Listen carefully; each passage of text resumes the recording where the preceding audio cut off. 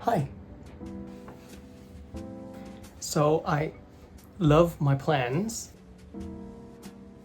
and there's one thing that I arguably love more than my plants, and that's the pots that they come with. Well, not this one, but prettier ones like these.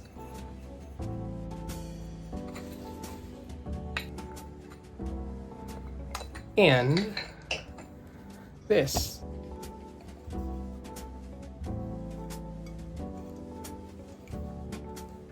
So I'll scroll through Pinterest to look at the really nice ones out there, but there's a problem.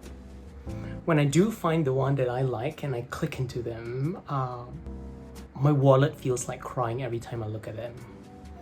And I wish I hadn't known of their existence, because now I want them, and I want them now. And because they are out of a broke college student's budget, I have left my plants in a naked state. Like, look at this. And this. Since I do not wish to spend $50 to $100 per planter, the next best thing to do is to spend more than $1,000 on a 3D printer to make those pots myself.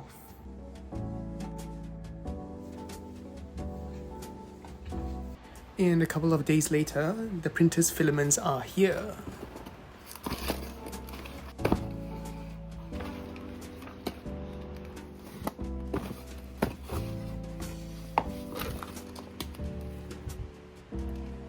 Then followed by the printer, but not before I pay for an additional tax that I didn't really know of. I should probably start reading the fine print now.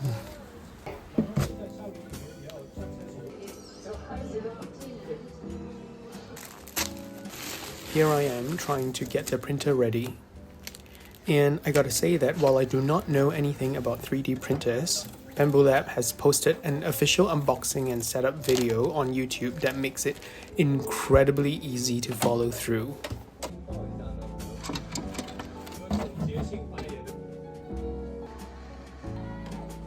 There we go. We have the printer ready. I will start by printing out a banshee. Why is it called a banshee? Sounds kind of like a dog's name. Like, Banshee, sit. Come here, Banshee. Anyways, this is the Banshee that we printed. It's surprisingly detailed, and I guess we're ready. Now that we have the printer set up, and I've done a couple of test prints, we have to finalize a design that I can use to place one of my plants in. Currently, I am now looking at hourglass-shaped ones because they give the possibility of the planter being reversible. You can pot it on either side. And secondly, they provide some elevation to raise your plants higher without the use of a platform, a problem that I might need to solve given how crowded it is here right now. We're gonna make our own. Now that we have our 3D printer, we just need the design, which means I will have to learn the 3D modeling software and the slicing software. So let's get to it. We will start by taking some measurements to figure out the dimensions of the planter we want to design. For the medium-sized pot, it's about 11.5 centimeters or 4.5 inches for both the diameter and the height.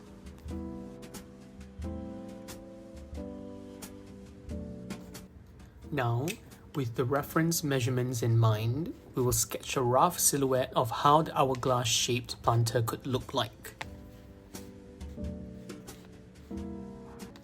I experimented with different shapes to see which one I prefer the most. Also, I made sure to vary the size between the top part and the bottom part of the planter to keep the original idea of using the same planter despite the need for repotting. I've done some shading to help me better visualize how the final planter could look like. And these are the final two designs I've selected to model digitally.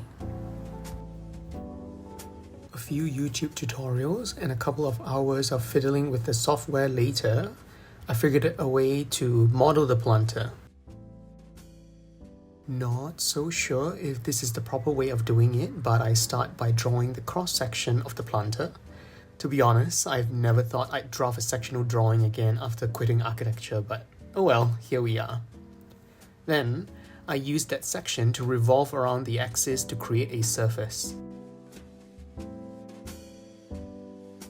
Here, we have the general shape of the intersecting reversible cone planter. That's quite a mouthful to say. We just need to create a solid out of these surfaces by adding some thickness to it. We will extrude 1.85mm on each side of the surface, which gives us a total of 3.7mm thickness. After that, we're zooming in to round out the corners with this tool called the fillet. Here, I'm orbiting around the model to round out the edges with a 2 or 1mm diameter with this tool. Let me give the model a final spin to see how it looks. And there we have it. I'll make a cross-section in the model to see how it looks on the inside. Now, let's compare that against the drawing I've done earlier. How does this look? And with that, we can export the 3D model into the Bamboo Slicer software.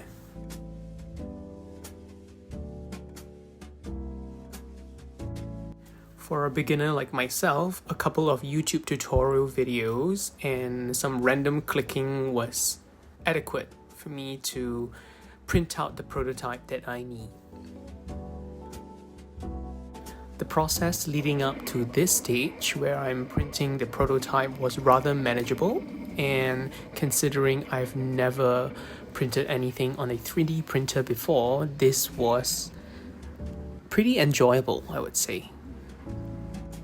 4.5 hours later and the print was complete. I'm glad that the print went well with no issues. Let me take it out and show you guys. So, here's the prototype for the reversible planter printed in matte PLA. Let me show you both sides of the planter. I'm really impressed by the print quality, mainly how sturdy it feels. Compared to the cheap flimsy nursery pots I have, the thicker walls on this planter, which gives it more structure to it, and the slight texture feels more premium than all of the plastic pots that I have. Here's me feeling up this planter and knocking some sense into it because I'm still quite surprised how well the prototype turned out. There are a couple of things that I'd like to improve on, which includes the thickness, the texture, and the seam on the sides, which I believe can be adjusted with the fuzzy print setting on Bamboo Slicer. After making the final adjustments to the 3D model and loading the new filament into the AMS, we are ready to bring out the Bamboo Slicer and print the updated version of our reversible planter. All we got to do now is to wait 12 hours for the printer to do its magic. It is quite mesmerizing to watch the 3D printer build the model layer by layer. Well, except this part where it's printing out the tree supports, where it looks a little weird. After leaving it for 12 hours to print overnight, the print is complete and we are ready to bring it out.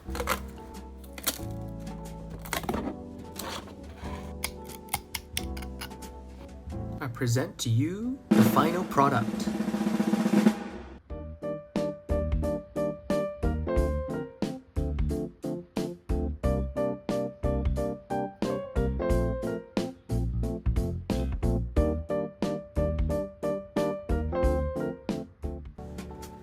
And if I thought the prototype felt much better in hand compared to all my other plastic pots, this was even better. The texture, the sound, the thickness, and it felt heavier, and the seam was gone. While there was 1 or 2 patches of blemishes, I believe it could be easily removed with a sandpaper. This planter gives me the silhouette and aesthetic I want with a fairly strong material without being as fragile as the ceramic planters I have. And trust me, I've broken quite a number of ceramic and terracotta pots myself. It was quite heartbreaking to watch your favorite pots shatter. Let me place one of my plastic pots inside to check out the sizing. I could even flip the planter around and place one of my smaller hanging pots to elevate it and let the plant drake down. Overall, this has been a really fun process from the ideation, translating it to sketch, to the 3D model, and finally creating the prototype and the final product. For someone who has not done this before, it is surprisingly intuitive and manageable. And looks like we're only just getting started, as there are still many pots of plants left to dress up. Thank you guys so much for still sticking with me so that I can justify spending this much just to make these. And I'll see you guys in the next video. Bye bye.